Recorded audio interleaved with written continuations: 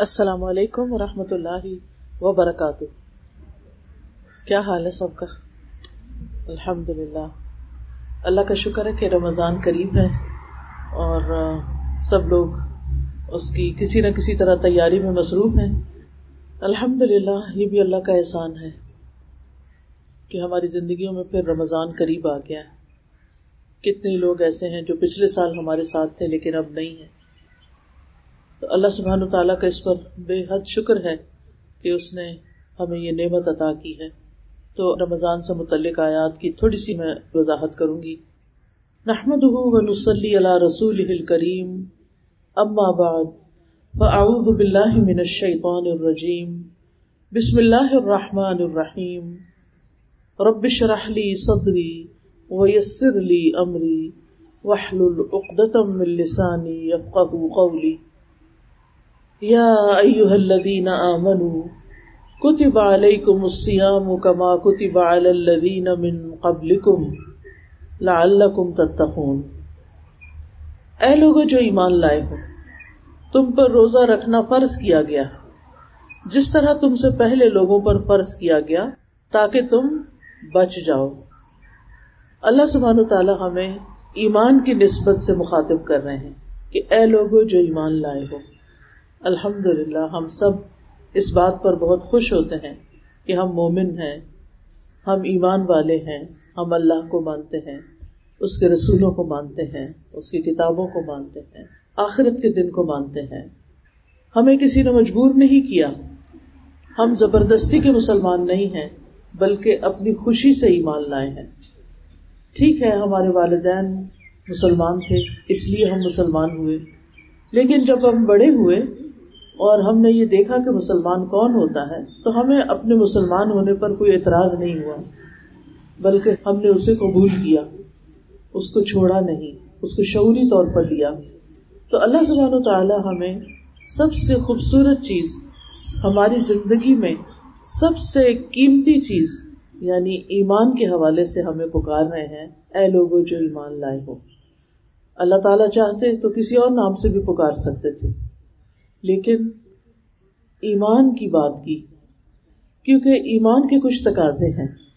ایمان صرف زبان سے کچھ کہہ دینے کا نام نہیں ہوتا، بلکہ ایمان دل کی تصدیق، زبان سے اقرار اور عمل سے اس چیز کو ثابت کرنا یا اس کی تصدیق کرنا.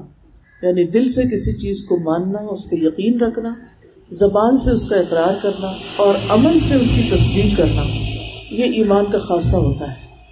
یعنی ایمان میں دل، زبان اور باقی اعضاء جو ہیں وہ سب شامل ہوتے ہیں، گویا ہماری پوری زندگی کو محیط ہے. تو اے لوگو جو ایمان لائے ہو، اب تمہیں کرنا کیا ہے، کیا عمل کرنا ہے؟ کتب علیکم الصیام، تم پر روزے فرض کر دیے گئے. تو گویا روزہ ایک فرض عبادت ہے. اللہ سبحانہ تعالیٰ نے ہم پر مختلف طرح کی عبادات فرض کی ہیں. کچھ کا تعلق صرف مال سے ہے، جیسے زکوٰۃ ہوتی ہے. کچھ کا تعلق صرف بدن سے ہے، جیسے نماز ہے، روزہ ہے. کچھ کا تعلق جسم اور مال دونوں سے ہے، جیسے حج ہے. تو ایسا کیوں ہے؟ اللہ تعالیٰ چاہتے تو ایک ہی طرح کی عبادت سب پہ فرض کر دیتے اور بات ختم ہو جاتی، نماز ہی کافی تھی یا نماز روزہ ہی کافی تھا. لیکن اللہ سبحانہ تعالیٰ نے چونکہ ہمیں پیدا امتحان کے لیے کیا، الذی خلق الموت والحیات لیبلوکم ایکم احسن عملا، کہ وہ تمہیں آزما کے دیکھے کہ تم میں اچھے کام کون کرتا ہے. لہذا ہم سب کی آزمائش ہو رہی ہے اور ہم سب اپنی اپنی عادات اور مزاج، پسند ناپسند میں ایک دوسرے سے مختلف بھی ہیں. کسی کے نزدیک روزہ رکھنا کچھ مشکل کام نہیں، لیکن اس کے نزدیک مال خرچ کرنا بڑا مشکل ہے. زکوٰۃ دیتے ہوئے بھی بار بار سوال جواب کرتے ہیں کہ شاید بچ ہی جائیں. کسی کے نزدیک نماز پڑھنا بہت آسان ہے، لیکن دوسری طرف روزہ رکھنا اس کے لیے مشکل کام ہے. تو اللہ سبحانہ تعالیٰ نے مختلف طرح کی عبادتیں مقرر کی ہیں تاکہ ہر ایک کا امتحان لیا جائے کہ انسان کرتا کیا ہے. کون ہے جو اللہ کی پکار پہ لبیک کہتا ہے، اپنے مال کو بھی اللہ کے راستے میں خرچ کرتا ہے، جسمانی مشقت بھی کرتا ہے، نماز بھی پڑھتا ہے، روزہ بھی رکھتا ہے، حج کے لیے بھی جاتا ہے، تو روزہ ایک فرض عبادت ہے جس کا تعلق ہمارے جسم سے ہے، وہ جسم کی زکوٰۃ ہے۔ پھر اسی طرح آپ دیکھیں کہ عبادات میں کچھ کام کرنے کے ہوتے ہیں اور کچھ چیزیں چھوڑنے کی ہوتی ہیں۔ جیسے نماز میں ہمیں قیام کرنا ہوتا ہے، رکوع کرنا ہوتا ہے، سجدہ کرنا ہوتا ہے، اتحیات میں ہم بیٹھتے ہیں، تو یہ سارے کرنے والی چیزیں ہیں۔ اسی طرح زکوٰۃ کو کیلکولیٹ کر کے مال کو تقسیم کرنا ہوتا ہے۔ پھر اسی طرح حج میں بھی کئی مناسک ہیں، طواف کرنا ہوتا ہے، سعی کرنی ہوتی ہے اور رمی کرنی ہوتی ہے۔ لیکن روزہ ایک ایسی عبادت ہے جس میں کرنے کی بجائے کچھ چیزوں کو چھوڑنے کا حکم دیا گیا ہے، کیونکہ دین مکمل ہی اس وقت ہوتا ہے جب اللہ تعالیٰ کی اطاعت کے کام کیے بھی جائیں اور جن چیزوں سے اللہ تعالیٰ نے روکا ہے ان سے رکا بھی جائے، تب عبادت مکمل ہوتی ہے۔ کیونکہ اگر کوئی شخص صرف کرنے کے کام کر رہا ہے اور جن چیزوں سے اللہ تعالیٰ نے منع کیا ہے ان سے منع نہیں ہو رہا، تو وہ اللہ تعالیٰ کا فرما بردار بندہ نہیں ہے۔ آدھے آدھے کام کرنا درست نہیں ہے۔ اللہ تعالیٰ فرماتے ہیں یا ایھا الذین آمنوا ادخلوا فی السلم کافہ، اے لوگو جو ایمان لائے ہو دین میں پورے کے پورے داخل ہو جاؤ، یعنی تمہاری نماز بھی درست ہو، تمہارے معاملات بھی اچھے ہوں، وہ بھی ٹھیک ہوں، لین دین بھی صحیح ہو، اخلاق بھی اچھا ہو، اور تمہارا ایمان اور یقین اور توکل بھی بہت اچھا ہو۔ اللہ تعالیٰ ہمیں ظاہر اور باطن دونوں کے لحاظ سے اچھا دیکھنا چاہتا ہے، لیکن بعض لوگ نفل نماز بھی پڑھ لیتے ہیں، نفلی روزہ بھی رکھ لیتے ہیں، لیکن غیبت کرنا نہیں چھوڑتے، دوسرے کی برائی کرنا، دوسرے پہ تنقید کرنا، دوسرے کو تانا دینا۔ بعض لوگوں کو تو میں نے نوٹ کیا ہے کہ وہ کسی سے بھی بات کرتے ہوئے تانا دیے بغیر نہیں چپتے، یعنی دوسرے کو برائی فیل کروا کے نکلیں گے، یعنی کوئی نہ کوئی ان کو چاہے ہنستے ہنستے، چاہے مذاق میں، چاہے سیریسلی، چاہے گلے شکوے کے طور پر، اور کچھ نہیں تو اگر کسی سے ملے تو کہا بہت دنوں بعد ملے ہو، اگر کوئی ملنے آ گیا تو اچھا تمہیں فرصت مل گئی ملاقات کی، تمہیں یاد آ گئے ہم، یعنی کوئی نہ کوئی ایسی چبھتی بات کر دینا کہ جس سے دوسرے کا دل دکھ جائے۔ یعنی کچھ لوگ صرف اذیت دینے کے لیے ہوتے ہیں۔ تو مجھے کبھی سمجھ نہیں آتی کہ شاید انہیں خود پتہ ہی نہیں چلتا کہ یہ کیا کر رہے ہیں، لیکن دوسری طرف تہجد بھی پڑھ رہے ہوں گے، نمازیں بھی پڑھ رہے ہوں گے۔ تو ایک طرف آپ اتنے اچھے اچھے کام کر رہے ہو، لیکن دوسری طرف جس چیز سے اللہ نے روکا ہے آپ کو، لا تجسسوا، آپ تجسس کر رہے ہو، لا یغتب بعضکم بعضا، تم میں سے کوئی کسی کی غیبت نہ کرے، آپ غیبت کر رہے ہو، لا تنابزوا بالالقاب، کسی کے برے برے نام نہ رکھے جائیں، تم دوسروں کو جب وہ چلے جاتے ہیں ان کے تم نے ایسے نام رکھے ہوتے ہیں کہ جن کو تم ان کے سامنے نہیں بول سکتے اور کبھی سامنے بھی بول دیتے ہو۔ تو ہمارا دین جو ہے وہ صرف یہ نہیں ہے کہ ہم ایک طرف کے ہو جائیں اور باقی چیزوں کو بھول جائیں۔ اسی طرح بعض لوگ جو ہوتے ہیں لوگوں کی ویلفیئر کے کام بہت کرتے ہیں، غریبوں کی مدد کرتے ہیں، ہر ایک کا خیال رکھتے ہیں، اپنے سروینٹس کا خیال رکھتے ہیں، اپنے نیبرز کا خیال رکھتے ہیں اور لوگوں کا خیال رکھتے ہیں، لیکن نماز کے وقت سو جاتے ہیں۔ کئی لوگوں کے بارے میں یہ سننے میں آتا ہے آپ سوچ نہیں سکتے کہ فلاں شخص کتنا اچھا ہے، وہ کتنی نرم طبیعت کا ہے، کتنا فرینڈلی ہے، کتنا فل آف لائف ہے، ساری تعریفیں، لیکن بس پتہ نہیں کیا ہے اس کو نماز نہیں پڑھتا۔ اب یہ بھی ٹھیک نہیں ہے کہ آپ لوگوں کے ساتھ تو وہ ہنس ہنس کے باتیں کر رہے ہیں، لوگوں کا تو آپ دل خوش کر رہے ہیں، اور اللہ تعالیٰ جس نے آپ کو پیدا کیا ہے اور جس نے آپ کو سب کچھ دیا اس کو آپ ناراض کر رہے ہیں۔ اسی طرح کچھ لوگ صدقہ خیرات بہت کرتے ہیں لیکن دوسری طرف رشوت بھی لیتے ہیں، سود کھاتے ہیں، حرام مال کھاتے ہیں، لوگوں کو ملاوٹ والی چیزیں دیتے ہیں، جو کانٹریکٹ کرتے ہیں یا جو کام لیتے ہیں اس کو وقت پہ پورا نہیں کرتے۔ آپ دیکھیں کہ کتنی ہی عمارتیں ایسی ہیں کہ جو ایک سال بنتی ہیں اور اگلے سال ایسا لگتا ہے جس سے پتہ نہیں کتنی پرانی عمارتیں، کیونکہ مٹیریل ٹھیک نہیں لگاتے تاکہ زیادہ سے زیادہ اس سے فائدہ اٹھا سکے۔ تو یہ ساری چیزیں جو ہیں یہ اس بات کی علامت ہے کہ ہمارے دل میں اللہ کا ڈر نہیں ہے۔ اللہ سبحانہ وتعالیٰ نے ہم پر جو روزہ فرض کیا ہے یہ ہمیں بھوکا پیاسا رکھنے کے لیے نہیں کیا، بلکہ ہمیں کچھ سکھانے کے لیے کیا، ہماری تربیت کے لیے کیا، ہماری ٹریننگ کے لیے۔ اور وہ ٹریننگ کیا کہ جس چیز سے اللہ تعالیٰ روکے اس سے رک جاؤ. اب روزے میں ہم حلال کھانے سے رکتے ہیں, تو جس کو 30 دن تک حلال کھانے سے سرٹن پیریڈ آف ٹائم میں منع کیا گیا ہے, کیا اس کو اب عادت ہونی جانی چاہیے کہ وہ اللہ ہی کے حکم سے اگر اس نے حلال چھوڑا ہے تو اب وہ حرام کھانا بھی چھوڑ دے؟ ایسا ہو سکتا ہے اگر ہم شعور رکھتے ہوں, اگر ہم احساس رکھتے ہوں کہ میں نے کس طرح اپنی خواہشات پہ کنٹرول کیا رمضان میں, اپنی پسند کی چائے نہیں پی, اپنے وقت پہ کھانا نہیں کھایا, فروٹ نہیں کھایا, کیونکہ اتنے لمیٹڈ ٹائم ہوتا ہے, سحری کے وقت کے کچھ ڈھنگ سے بندہ کھا نہیں سکتا, بھوک بھی نہیں لگی ہوتی شروع کے دنوں تو خاص طور پر کچھ کھانے کو دل نہیں چاہتا. افطار کے وقت بھی آپ دیکھیں کہ آپ احتیاط سے ہی کھاتے ہیں کیونکہ آپ نے تراویح پڑھنی ہے, کیونکہ آپ کو پتا ہے کہ اگر میں نے زیادہ کھا لیا تو تراویح میں خلل آ جائے گا.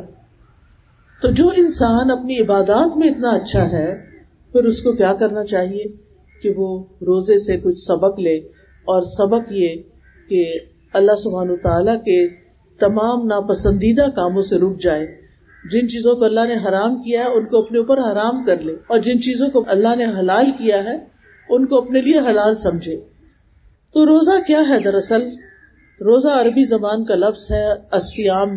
عربی زبان میں روزے کو صوم یا صیام کہتے ہیں. اس کا لفظی مطلب ہوتا ہے رک جانا, یعنی طلوع فجر سے لے کر غروب شمس تک روزہ توڑنے والی چیزوں کو چھوڑ دینا.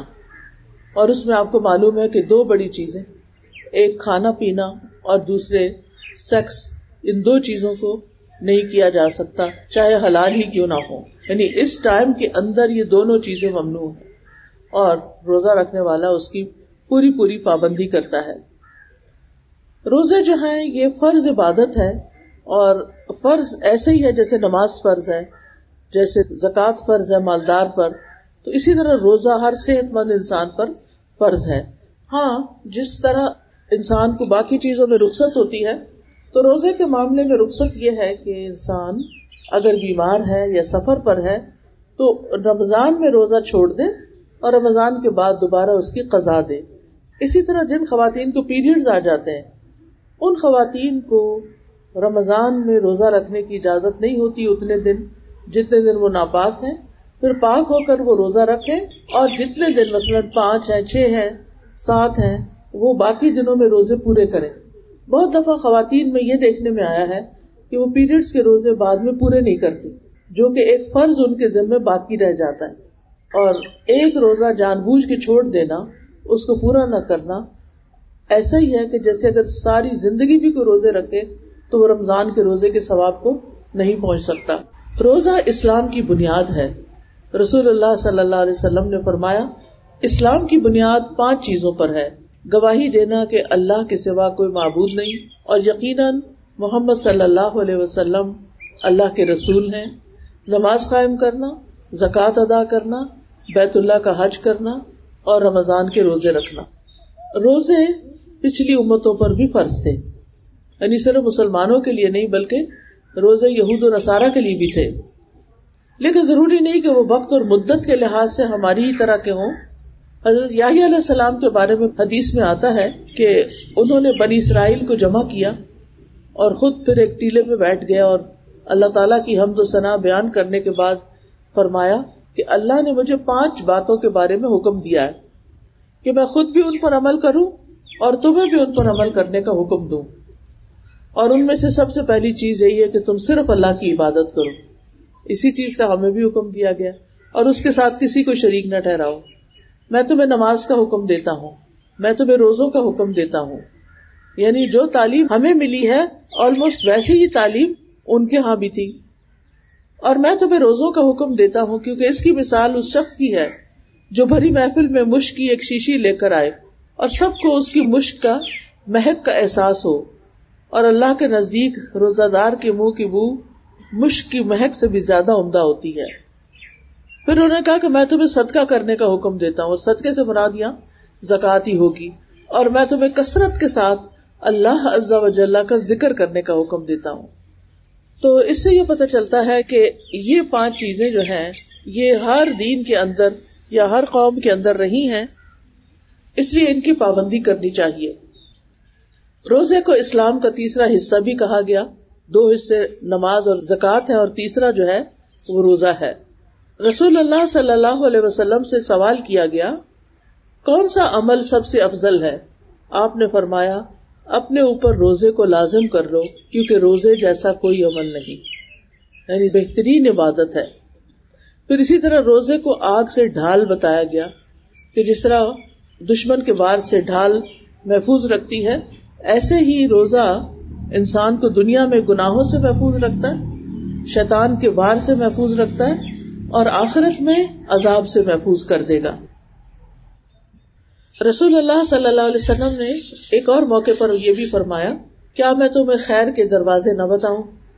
روزہ ڈھال ہے اور صدقہ گناہوں کو بجھا دیتا ہے، یعنی انسان جب صدقہ خیرات کرتا رہتا ہے تو اس کے گناہ معاف ہوتے رہتے ہیں. پھر یہ کہ روزہ جو ہے وہ رکھتے ہوئے 2 چیزیں ہونی چاہیے، ایک ایمان اور ایک ثواب کی نیت، یعنی روزہ رکھتے ہوئے ثواب کی نیت کرنی چاہیے. یہ بہت اہم ہے کیونکہ بعض اوقات ہم صرف ایک ڈیوٹی پوری کرنے کے لیے کہ اب رمضان آ گیا تو روزے رکھنے تو بس روزے رکھ لو. ٹھیک ہے روزے رکھ لیں آپ، لیکن نیت کا ہونا اس کے اجر و ثواب کو بہت بڑھا دیتا ہے. جو شخص ایمان نہیں رکھتا اس کے روزے کا اس کو کوئی ثواب نہیں. الحمدللہ ہم ایمان کے ساتھ رکھتے ہیں، لیکن دوسری طرف اس کے ثواب کا بھی پورا یقین ہونا چاہیے کہ اگر میں اللہ تعالیٰ کے لیے روزہ رکھوں گی تو میرے گناہ معاف ہو جائیں گے. نبی صلی اللہ علیہ وسلم نے فرمایا من صام رمضان ایمانا واحتسابا غفر له ما تقدم من ذنبه، جس نے رمضان کے روزے ایمان اور ثواب کی نیت سے رکھے اس کے پچھلے گناہ معاف ہو جائیں گے. اور یہ اللہ تعالیٰ کا بہت بڑا فضل ہے ہم سب پر کہ جس نے ہمیں بتا دیا کہ کس کام سے تمہارے گناہ معاف ہوتے ہیں. پھر اسی طرح یہ ہے کہ روزہ ان نیکیوں میں سے ہے جس کا بدلہ اللہ تعالیٰ خود دیں گے. اللہ سبحانہ وتعالیٰ ایک حدیث قدسی میں فرماتے ہیں کہ ابن آدم کا ہر نیک عمل خود اسی کے لیے ہے مگر روزہ خاص میرے لیے ہے اور میں خود ہی اس کا بدلہ دوں گا. اس ذات کی قسم جس کے ہاتھ میں محمد صلی اللہ علیہ وسلم کی جان ہے، روزہ دار کے منہ کی بو اللہ کے نزدیک مشک کی خوشبو سے بھی زیادہ بہتر ہے. روزے دار کے لیے 2 خوشیاں ہیں جن سے وہ خوش ہوتا ہے، ایک تو جب وہ افطار کرتا ہے تو خوش ہوتا ہے، اور دوسرے جب وہ اپنے رب سے ملاقات کرے گا، یعنی قیامت کے دن ہر ایک کو اللہ سبحانہ تعالیٰ سے ملنا ہے تو وہ اپنے روزے کا ثواب پا کر خوش ہوگا. یعنی اللہ تعالیٰ اس سے خوش ہوں گے تو وہ اللہ تعالیٰ سے خوش ہو جائے گا. اسی طرح ایک حدیث کا مطلب ہے کہ بے شک اللہ تعالیٰ بندے کو روزے کے علاوہ بھی جو اس کے اعمال ہیں ان کا بدلہ دیتا ہے. اللہ تعالیٰ فرشتوں کو حکم دیتا ہے تو فرشتے بندوں کا حساب کرتے ہیں کہ ایک نیکی 10 گنا تک یعنی بڑھا دیتے ہیں، اور کبھی اللہ عمل کا بدلہ اس سے بھی بڑھا چڑھا کر دیتا ہے. یعنی کام کرنے کا سٹائل ایسا ہوتا ہے، طریقہ ایسا ہوتا ہے اور اس کو اس طرح فلفلمنٹ اس کی ہوتی ہے کہ اللہ سبحانہ تعالیٰ اس کا بدلہ اور بھی کئی گنا بڑھا دیتے ہیں اور اس سے 700 گنا تک کر دیتے ہیں اور اس سے بھی زیادہ جو وہ ڈیزرو کرتا ہے. لیکن جہاں تک روزے کا تعلق ہے تو اللہ سبحانہ تعالیٰ اس کا اجر بغیر حساب کے عطا کرتے، بغیر حساب کے. انما یوفی الصابرون اجرہم بغیر حساب، کیونکہ روزے کا تعلق صبر کے ساتھ ہے، برداشت کے ساتھ ہے، رک جانے کے ساتھ ہے، نیکیوں میں آگے بڑھنے کے ساتھ ہے. تو اللہ سبحانہ تعالیٰ نے صبر کرنے والوں کا اجر بے حساب رکھا ہے. اور یہ صبر کب ہوتا ہے؟ جب انسان روزہ رکھتا ہے، جب اپنی خواہشات کو کنٹرول کرتا ہے. پھر اسی طرح روزہ اللہ اور بندے کے درمیان ایک راز بھی ہے، کیونکہ اللہ سبحانہ تعالیٰ کے سوا کسی کو نہیں پتا چلتا کہ واقعی کون روزے سے ہے. کوئی کسی کے چہرے سے اندازہ ہی لگا سکتا ہے لیکن یقینی طور پر کچھ بھی نہیں کہہ سکتا. پھر اسی طرح یہ ہے کہ اگر کوئی روزے کی حالت میں فوت ہو جائے تو اس کے لیے جنت ہے، یعنی جو روزہ رکھ کے فوت ہو گیا اس کا اختتام جنت میں ہوگا، وہ جنت میں داخل ہوگا. اسی طرح قبر میں بھی روزہ انسان کو پروٹیکٹ کرتا ہے. قیامت کے دن سفارشی بن کے آئے گا اور اللہ تعالیٰ سے فریاد کرے گا کہ روزے کے معاملے میں میری شفاعت قبول کر لی جائے، کیونکہ روزہ کچھ لوگوں کے لیے واقعی بہت مشکل عبادت بھی ہوتی ہے اور اللہ سبحانہ وتعالیٰ اس کی سفارش قبول کر لیں گے. پھر اسی طرح یہ جنت میں لے جانے والا کام ہے, اور روزے دار کے لیے ایک مخصوص دروازہ بھی ہوگا جسے باب الریان کہا جاتا ہے. یہ جہنم کی آگ سے 70 برس دور کرنے والی چیز ہے.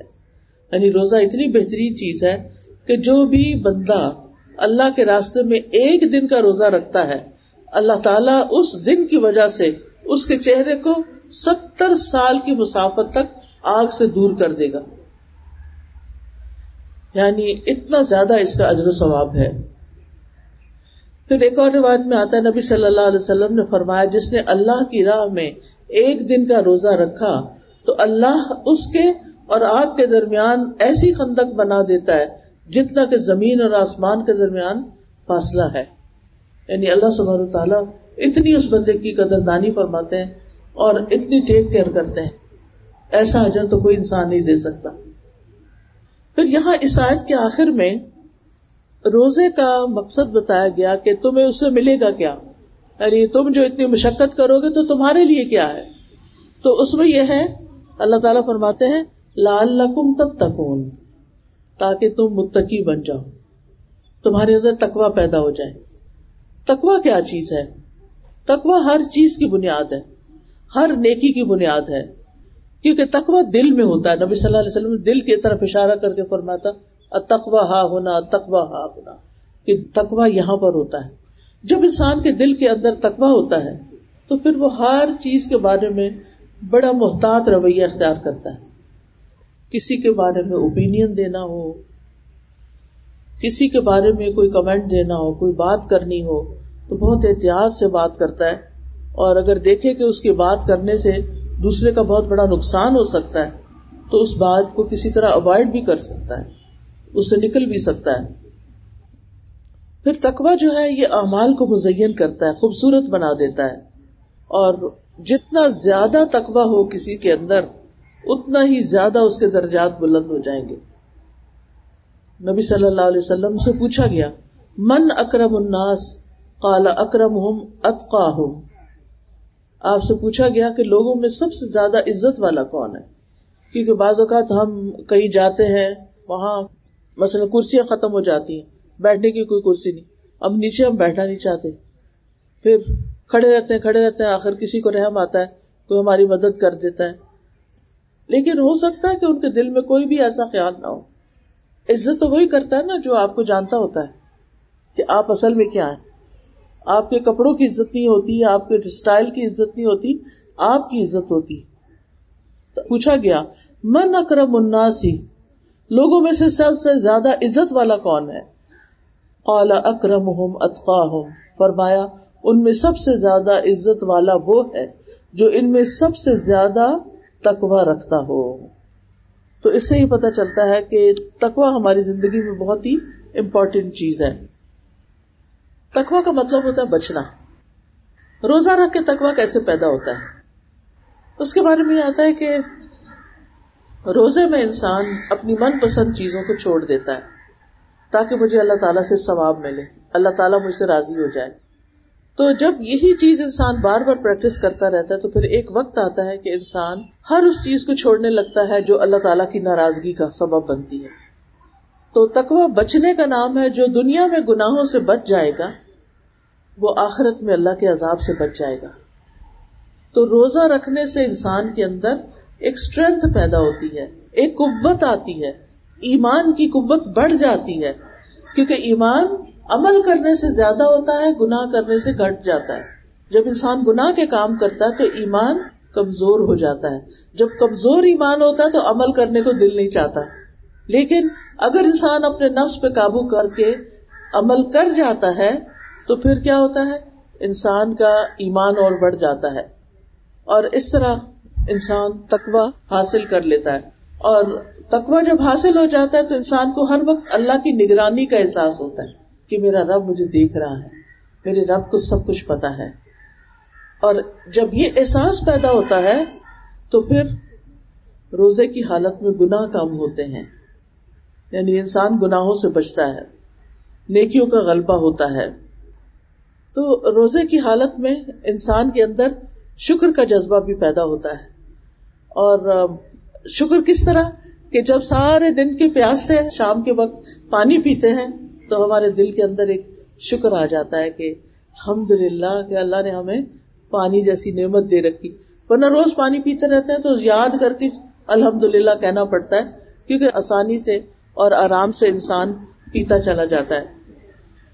پھر اسی طرح یہ ہے کہ روزے کی حالت میں انسان کو اپنے نفس کو کنٹرول کرنا بھی آسان ہو جاتا ہے اور شیطان کی طاقت بھی کمزور ہوتی ہے. حدیث میں آتا ہے کہ شیطان انسان کے جسم میں بلڈ کی طرح گھومتا پھرتا ہے, تو جب انسان پانی نہیں پیتا تو سرکولیشن بھی سلو ہو جاتی ہے اور پھر شیطان کی ایکٹیویٹی بھی ختم ہو جاتی ہے. اور ویسے بھی رمضان میں تو شیطان ویسے ہی بند کر دیا جاتا ہے. روزے سے جسمانی صحت بھی اچھی ہو جاتی ہے اور اسی طرح روزے سے فقراء اور مساکین کی بھوک کا احساس بھی پیدا ہوتا ہے کہ اور لوگ بھی غریب ہیں, ان کو کھانے کو نہیں ملتا, ہم اپنی نعمتیں ان کے ساتھ شیئر کریں. پھر یہ ہے کہ شیطان کی گندگی یعنی کینہ بھی دور ہوتا ہے. یعنی روزے سے صرف جسمانی بیماریاں ہی دور نہیں ہوتی, روزے سے روحانی بیماریاں بھی دور ہوتی ہیں. انسان کے دل کے اندر ایک سکون بھی آتا ہے, انسان کو غور و فکر کا موقع ملتا ہے. اور ویسے بھی آپ دیکھیں کہ انسان اچھی طرح ڈیٹاکس ہو جاتا ہے, یعنی فزیکلی بھی. جب انسان کے معدے کو, انٹسٹائن کو دن کے 10-12 گھنٹے فرصت مل جاتی, کچھ کھانے کو نہیں ملتا, تو ان کی اوور آلنگ بھی ہو جاتی ہے. پھر یہ ہے کہ یہ چند تھوڑے سے دن ہوتے ہیں, سال کے 11 مہینے چھٹی ہے اور 1 مہینے کی پابندی ہے, صرف 1 مہینے کی. تو ایام معدودات, اور اس میں بھی جو بیمار ہو یا سفر پر ہو تو اس کو حکم ہے کہ وہ دوسرے دنوں سے گنتی کو پوری کرے. اس لیے کہا جاتا ہے کہ کم شدت والی بیماری میں روزہ نہیں چھوڑنا چاہیے. اور اسی طرح ایسا سفر کہ جو یہاں سے راولپنڈی تک کا ہو یا گجر خان تک کا ہو یا تھوڑا بہت دور ہو تو اس میں بھی روزہ نہیں چھوڑنا چاہیے. صحابہ کے بارے میں آتا ہے کہ وہ رمضان کے روزے سفر میں بھی رکھ لیا کرتے تھے, یعنی جو رکھ سکتا ہے وہ رکھ لے, اور جس کے لیے سفر مشکل ہو تو پھر چھوڑ بھی سکتا ہے. لیکن یہ ہے کہ پھر روزوں کی قضا بڑی بھاری ہو جاتی ہے, کیونکہ جب سب مل کے روزہ رکھتے ہیں تو آسانی ہوتی ہے. پھر اسی طرح وہ لوگ جو بوڑھے ہو چکے ہوں اور دوبارہ روزہ نہ رکھ سکتے ہوں, اور اسی طرح دودھ پلانے والی عورتیں, تو یہ لوگ فدیہ بھی دے سکتے ہیں. دودھ پلانے والی عورت کے بارے میں تو یہ ہے کہ وہ بعد میں روزے پورے کر لے, پہلے فدیہ دے دے بس. لیکن یہ ہے کہ جو عمر رسیدہ لوگ ہیں, جن کی صحت کی کوئی توقع نہیں, قضا وہ رکھ نہیں سکتے, بس وہ پھر فدیہ دے کر اپنے روزے کا کفارہ کر دیں. اور روزے کا فدیہ کیا ہے؟ 1 مسکین کا کھانا جو آپ خود کھاتے ہیں. یعنی شام کو آپ نے پکایا ڈنر, تو اس میں سے 1 پلیٹ جو ڈنر ہے جتنی آپ خود کھاتے ہیں وہ کسی غریب مسکین کو بھی کھلا سکتے ہیں. اور اس کے لیے وقت مقرر نہیں, ضروری نہیں کہ آپ رات کا کھانا ہی دیں, دوپہر کا دیں, ناشتہ دیں, جو بھی دیں جو آپ خود کھاتے ہوں. پھر ایک خاص بات جو ان آیات میں کی گئی وہ ہے شہر رمضان الذی انزل فیہ القرآن. رمضان وہ مہینہ ہے جس میں قرآن نازل کیا گیا ہے. ھدی للناس وبینات من الھدی والفرقان, یہ لوگوں کے لیے ہدایت کا باعث ہے اور ہدایت اور حق و باطل میں فرق کرنے کی نشانیاں ہیں اس مہینے میں. تو ہمیں رمضان میں قرآن جیسی نعمت پر شکر ادا کرنا چاہیے. وَلَعَلَّكُمْ تَشْكُرُونَ, یعنی اللہ تعالیٰ نے اس مہینے میں روزوں کا حکم دیا تاکہ قرآن جیسی نعمت کا شکر ادا کریں جو انسانوں کی ہدایت کے لیے آئی ہے. یہ ایسی نعمت ہے جس کے برابر کوئی نعمت نہیں. اللہ تعالیٰ نے اس کو واضح عربی زبان میں نازل کیا ہے اور قیامت تک کے لیے باقی رکھا ہے. اس سے واقعات بیان کیے جاتے رہیں گے, لوگ اس سے احکام لیتے رہیں گے, عبرتیں واضح طور پر دیکھتے رہیں گے. لیکن اینڈ آف دا ڈے ہم سب یہ بھی ضرور دیکھیں کہ اللہ تعالیٰ کی اس کتاب سے ہدایت لیتے ہوئے کہیں ہم ایک دوسرے کو ہی تو نہیں رد کر رہے ہوتے یا ریجیکٹ کر رہے ہوتے یا ڈسکریج کر رہے ہوتے. تو اس لیے بہت ضروری ہے کہ ہم سب اس چیز کا لحاظ رکھیں اور رمضان کے مہینے کو قرآن کے لیے خاص کر لیں, کیونکہ قرآن جو ہے وہ ہدایت کی کتاب ہے, نصیحت کی کتاب ہے اور بے پناہ خیر لانے والی کتاب ہے. تو ہمیں اپنا اسکیڈول بنانا چاہیے کہ ہم کس وقت تلاوت کریں گے. عبداللہ بن مسعود کہتے ہیں جو 1 مہینے میں قرآن ختم نہ کرے وہ ایسا ہی ہے جیسے اس نے قرآن چھوڑ رکھا ہے. پیغمبر کہیں گے نا قیامت کے دن وقال الرسول یا رب ان قوم اتخذوا هذا القرآن مہجورا، رسول کہیں گے کہ اے میرے رب میری اس قوم نے قرآن کو چھوڑ رکھا تھا، یعنی پڑھتے ہی نہیں تھے، اٹھاتے ہی نہیں تھے، کھولتے ہی نہیں تھے. تو کچھ لوگ بس اس طرح کی باتیں کرتے ہیں. کیا یہ پاسبل نہیں کہ 1 سال پڑھے اور 1 سال ہمیں آف دے دیا جائے، کبھی روزے رکھیں اور کبھی نہ رکھیں؟ یعنی ہم کس کے ساتھ یہ مذاق کرتے ہیں؟ جس کے لیے رکھ رہے ہیں اور جو خود اس کی جزا دے گا وہ ان ساری چیزوں سے بہت بڑا ہے. پھر آپ دیکھیے کہ رمضان کے مہینے میں قرآن پڑھنے سے جو انسان کا دل نرم ہوتا ہے تو صدقہ خیرات کرنے کو بھی دل چاہتا ہے. حدیث میں آتا ہے کہ نبی صلی اللہ علیہ وسلم کے پاس جبریل علیہ السلام رمضان کے مہینے میں ہر روز قرآن کا مذاکرہ کرنے آتے تھے، یعنی آپ سے سنتے تھے اور خود بھی پڑھتے تھے. مطلب کہ کیا کیفیت ہوگی اس قرآن کے پڑھنے کی کہ پیغمبر پڑھ رہے ہیں اور جبریل سن رہے ہوں، یا جبریل پڑھ رہے ہیں اور پیغمبر سن رہے ہوں علیہ السلام. تو یہ کوئی معمولی چیز نہیں ہے، بہت بڑی بات ہے. اور ویسے بھی جس جگہ پر قرآن پڑھا جاتا ہے فرشتے حاضر ہوتے ہیں. اب ہمیں کیا کرنا چاہیے کہ اس رمضان میں کم از کم ایک قرآن تو ضرور پورا کریں، اور وہ اسی صورت میں ہو سکتا ہے جب ہر روز ایک سپارہ پڑھیں، اور پیریڈز والے سپارے آدھے آدھے کر کے کچھ پہلے کچھ بعد میں بانٹ لیں حسب ضرورت. اور جن کو پیریڈز ختم ہو چکے ہیں وہ تو اور بھی زیادہ اپنے آگے کی ہم سب تیاری کریں تاکہ کوئی فرض رہ نہ جائے. یہ صدقہ خیرات اور جو رمضان کے روزے ہیں یہ انسان کے لیے بہت بڑی نعمت ہے، اور اس سے انسان کو جیسے مال جاتا ہے تو ایک تکلیف ہوتی ہے انسان کو، اور اسی طرح جب روزہ رکھتا ہے تو تکلیف ہوتی ہے.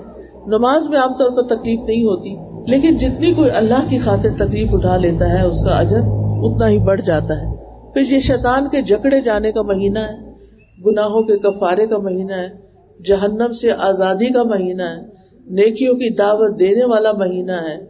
اور رمضان میں نیکی کے جو مواقع ہوتے ہیں وہ سارے ایک جگہ اکٹھے بھی ہو جاتے ہیں. حافظ ابن رجب کہتے ہیں الصیام والقیام والصدقۃ وطیب الکلام. ابن رجب کہتے ہیں یہ تمام اعمال رمضان میں ہو جاتے ہیں تو مومن کے لیے اس میں سب کچھ یعنی جمع ہو جاتا ہے. روزہ، قیام، صدقہ اور اچھی گفتگو کرنا، کیونکہ روزے دار کو بے مقصد اور جنسی باتیں کرنے سے منع کر دیا جاتا ہے. روزہ، نماز، صدقہ اللہ سبحانہ تعالیٰ کے ہاں اپنے کرنے والے کا ذکر کرتے ہیں. بعض سلف صالحین کہتے ہیں نماز نمازی کو آدھے راستے تک پہنچا دیتی ہے، روزہ بادشاہ کے دروازے تک پہنچا دیتا ہے، اور صدقہ اس کو پکڑ کے بادشاہ کے پاس داخل کر دیتا ہے. یعنی ان چیزوں کی مثال ایسے ہی ہے. چونکہ رمضان میں قرآن نازل کیا گیا اس لیے تلاوت کے علاوہ آپ اس میں دورہ قرآن ترجمے کے ساتھ بھی ضرور کریں، اور اللہ سے جڑنے کا اور قرب پانے کا اور ایمان بڑھانے کا اور دنیا اور آخرت کی خیر بڑھانے کا یہ بہترین ذریعہ ہے. اور ایک اور اہم چیز رات کا قیام، جس میں آپ نے زیادہ سے زیادہ قرآن سننا ہے، جس کو تراویح کہتے ہیں، اس کا بھی پہلے سے ہی پتہ کر رکھیں تاکہ اگر 8 تراویح ہے تو پوری دل جمی سے پڑھیں. کیونکہ بعض جگہ پر دیکھا گیا ہے کہ لوگ 4 رکعت پڑھ کے پھر باہر گھومنے پھرنے نکل جاتے ہیں یا آپس میں باتیں شروع کر دیتے ہیں. ایسا پھر کوئی کام نہیں کرنا چاہیے. اگر ہم مسجد جا ہی رہے ہوں تو مسجد کے احترام کا خیال کرنا چاہیے، اور قیام میں خوب تھکنے کو پسند کیجیے. رمضان کی راتیں غفلت کی راتیں نہ ہو، اور آخری عشرے میں تو اور بھی زیادہ محنت. گھر والوں کو قیام کی رغبت دلائی جائے کہ وہ اس کو تلاش کریں، کیونکہ ضروری نہیں کہ صرف رات کو ہی نظر آئے، وہ دن کو بھی ہو سکتی ہے. اور لیلۃ القدر کی تلاش میں سستی نہیں کرنا. آپ نے فرمایا لیلۃ القدر کو رمضان کے آخری عشرے میں تلاش کرو. اگر تم میں سے کوئی کمزور ہو یا عاجز ہو یا اس کو کوئی پریشانی ہو تو وہ آخری 7 راتوں میں سستی نہ کرے. یعنی کتنے قریب کی چیزیں جو ہیں وہ نبی صلی اللہ علیہ وسلم نے ہمیں بتا دی ہیں. پھر رمضان جو ہے دعاؤں کا مہینہ ہے، اس میں ہر دن روزہ دار کی دعا قبول ہوتی ہے، تو آپ کی کوئی دعا رد نہیں ہوتی. اس لیے دعائیں کرنے میں تاخیر نہ کریں. اور اس کے لیے میں یہ کہوں گی کہ جیسے یہ ایپ ہے قرآن فار آل یا دعائیں کے نام سے ایک ایپ ہے، اس میں بہت زیادہ دعائیں ہیں. آپ پڑھتے جائیں, ہر چیز آپ کو نصیب ہوگی, لیکن آپ کا کچھ جائے گا نہیں. تو اللہ سبحانہ وتعالی ہمیں توفیق عطا کرے. اسی طرح سخاوت کا مہینہ ہے کہ خوب صدقہ خیرات کرنا چاہیے. روزے دار کا روزہ افطار کرانا اور پھر دن رات خرچ کرنا. الذین ينفقون اموالهم سرا وعلانیۃ فلہم اجرہم عند ربہم ولا خوف علیہم ولا هم يحزنون. وہ لوگ جو اپنے مال رات اور دن چھپے اور کھلے خرچ کرتے ہیں, ان کے لیے ان کا اجر ان کے رب کے پاس ہے, اور ان پر نہ کوئی خوف ہوگا نہ ہی وہ غمگین ہوگے. کیونکہ صدقہ کرنے سے مال کم نہیں ہوتا, اور اگر انسان صدقہ روک دیتا ہے تو پھر یعنی کہ آپ سوچیں کہ نقصان ہو سکتا ہے. تو اس لیے انسان کو تھوڑا تھوڑا ہر روز خرچ کرتے جانا چاہیے. اور پھر یہ ہے کہ آگ سے بچاؤ کا ذریعہ بھی ہے. سخاوت میں مال کے علاوہ نفس کی سخاوت, عہدے کی سخاوت, راحت و آرام کی سخاوت, علم اور عمل کی سخاوت, منصب کی سخاوت, بدن کی سخاوت, عزت کی سخاوت, صبر کی سخاوت, حسن اخلاق کی سخاوت اور مال کی سخاوت جو ہے وہ بہت ضروری ہے, اور یہ انسان کے درجات کو بلند کرتی ہے. رمضان صبر کا مہینہ بھی ہے, اس لیے ہمیں اپنے غصے کو دبانا ہے, روزے کی حالت میں شور ہنگامہ نہیں کرنا. پھر اسی طرح رمضان کے آنے سے خوش ہوں اور ایمان کے ساتھ اس کا استقبال کریں.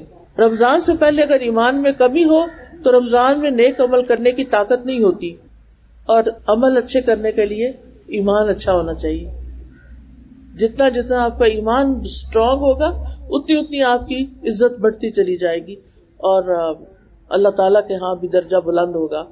اور کثرت سے استغفار, کیونکہ جو استغفار ہے بہت ہی فائدے کی چیز ہے, انسان کو گناہوں سے پاک کرتی ہے.